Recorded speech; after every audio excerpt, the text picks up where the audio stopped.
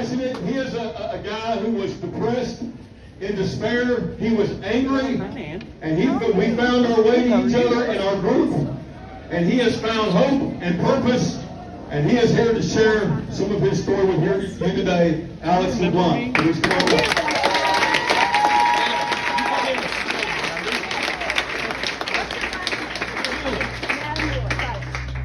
That's going to be hard. Michael Slider. Bear with me a little bit. Hello, Shelbyville. Good to see you, buddy. Where do I sign up? To stand in solidarity with fellow patriots who are taking a stand against the current administration and their billionaire backers, who would crown a draft-dodging con artist and convicted felon king. We deliberately chose to come here to Shelbyville today because we know that supporting and connecting the voices of small-town America is more important than ever if we are to head off and descend into the tyranny that we are headed towards and swallowing our country. My message today isn't necessarily for those of you here. You have recognized this moment for what it is and have chosen to stand on your principles. For that, I thank you from the bottom of my heart.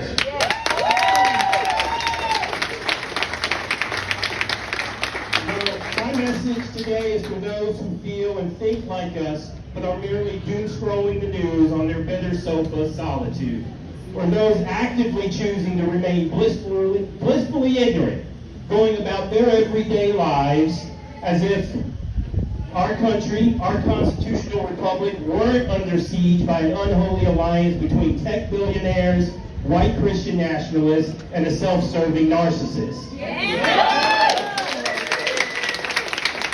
For those who make their home across the political aisle for many of us here today and can't bear the thought of acting against their hijacked party, my message to them is, it is time to get off your ass and learn how to become comfortable with discomfort.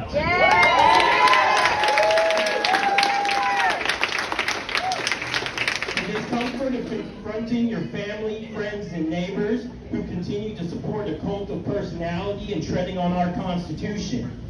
The discomfort of looking at the problems of our nation head on and recognizing they are rooted in hatred, not policy disagreement. Yes.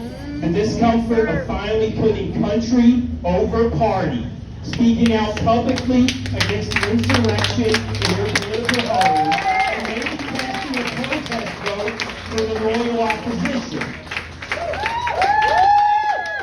I understand how hard that can be, even though in many ways I feel as if I and my family are in the direct crosshairs of every regressive, half-baked policy, executive action, and lie coming out of the current White House. I'm a black man at a time when the letters DEI has become the dog whistle to rally racists and bigots behind their own orange gold idol. I'm the son of an immigrant during an era of scapegoating that hardworking community for all the economic problems of our country. I'm the father of a young trans adult just starting to build their own independent life in the midst of homophobic backlash that paints the LGBTQ community as the boogeyman behind every stall door in the women's restroom or the burly beast on the field of every girl's sport.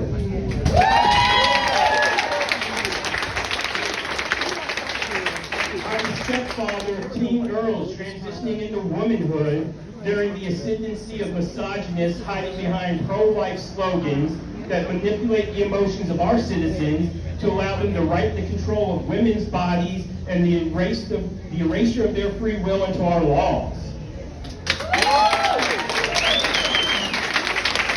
I'm a college-educated empiricist and rationalist standing witness to a full-scale assault on our universities, the wholesale destruction of our scientific institutions, and the rejection of anything resembling expertise as a misguided knee-jerk reaction to the necessities of combating a global pandemic.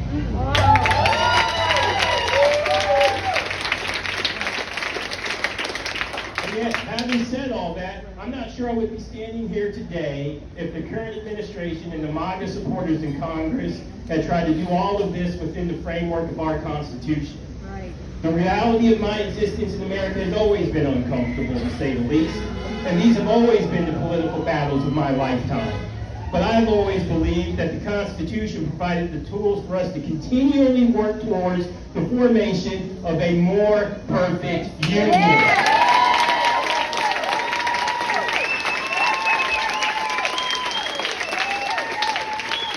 However, this administration, their congressional supporters, and their rabid base are not content to work their will on America through legislation and democratic norms. Despite their claims of tradition and originalism, their love of the phrase constitutional republic, their co-opting of the terms patriot, duty, freedom, they have decided to rule, not govern. Right. They want to treat the executive orders as laws written in the stone of the Ten Commandments and ignore the separation of powers under the guise of a mandate bestowed upon them by the majority over the minority. So I'm standing here today in solidarity with all of you because I'm also a veteran. Yes. I lived 6 years of my life the active duty Air Force and served in Afghanistan during Operation Enduring Freedom. And unlike those serving in Congress who are abdicating their power and the current administration supporting this tyrant, his war on the judiciary and our civil rights, I remember my oath. Yes. I am standing here reaffirming my oath that I, Alexander LeBlanc, do solemnly swear that I will support and defend the Constitution.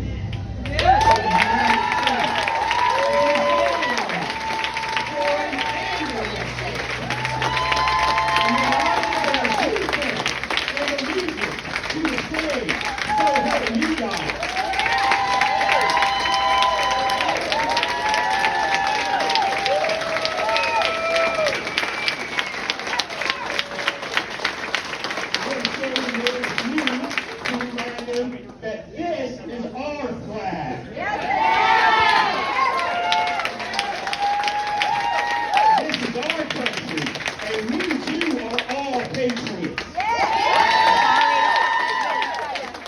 It is our Constitution they are trampling on, and we will not be silent in the face of their tyranny. I'd like to know you're good. My hair's not straight. I'm here with you to speak truth to power, to stand on our common principles, and to support those who peacefully resist this tyrant. Together, we will remind them that the founding fathers of our nation were not stolid conservatives, but passionate, radical liberals willing to defy the unjust rule of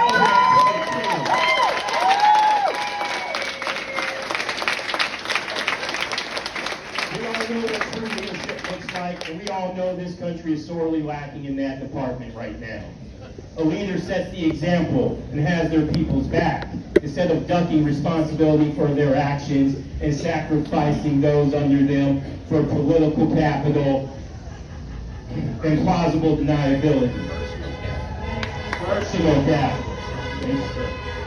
A confident leader lifts up the competent for the betterment of all versus surrounding themselves with bootlickers, drunkards, and fanatical loyalists to compensate for their own shortcomings.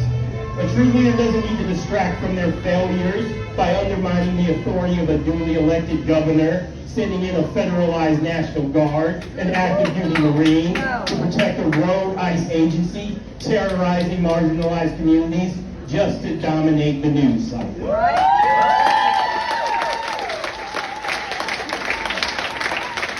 In the coming days, as we look forward to a new generation of leaders, Democrats and Republicans alike, let's keep in mind that politics is not for the rich elite alone. Politics is the exercise of power, and power belongs to we, the people.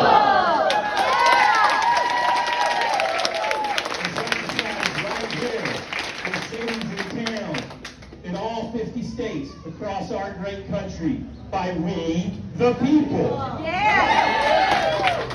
And we, the people, have demands to ensure there is no king in America, not today and not ever.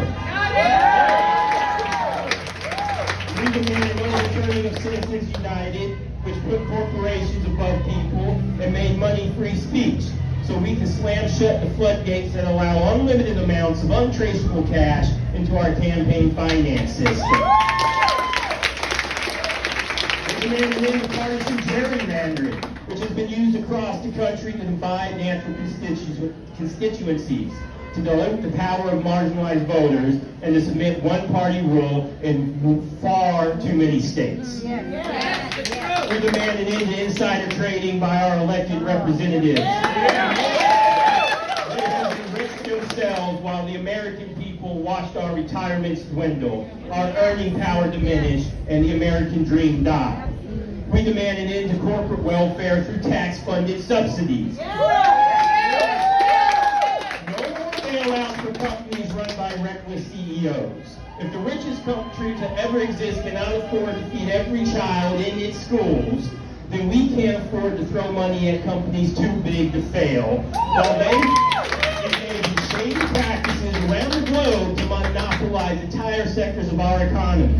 We demand a fair tax system that ensures the wealthiest do not pay less than their workers, whose labor fuels their ever-increasing profits. We demand an end to the war on our rights to vote by legislation like the SAVE Act. Our vote is our voice. Our voice is our power, and we, the people, will not be silenced.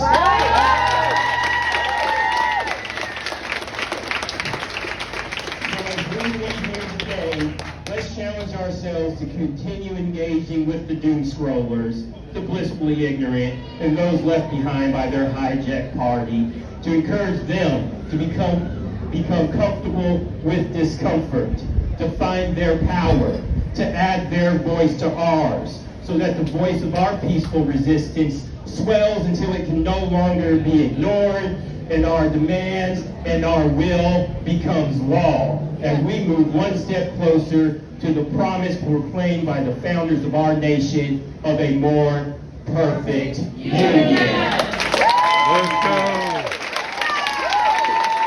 Go, Alan.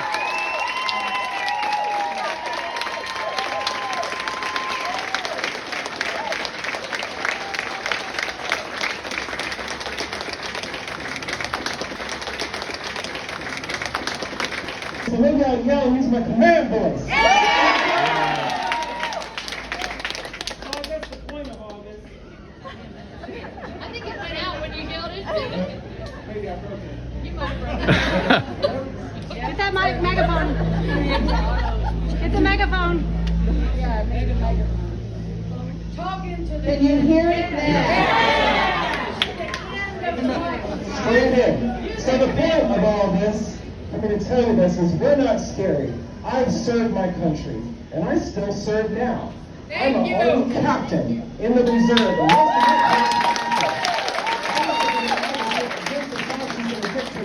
because I swear on oath to the Constitution, the American people. Yes. And I want you to remember that there's some of us who will not follow unlawful orders. We will not raise our arms against our citizens, and we are sworn to protect you.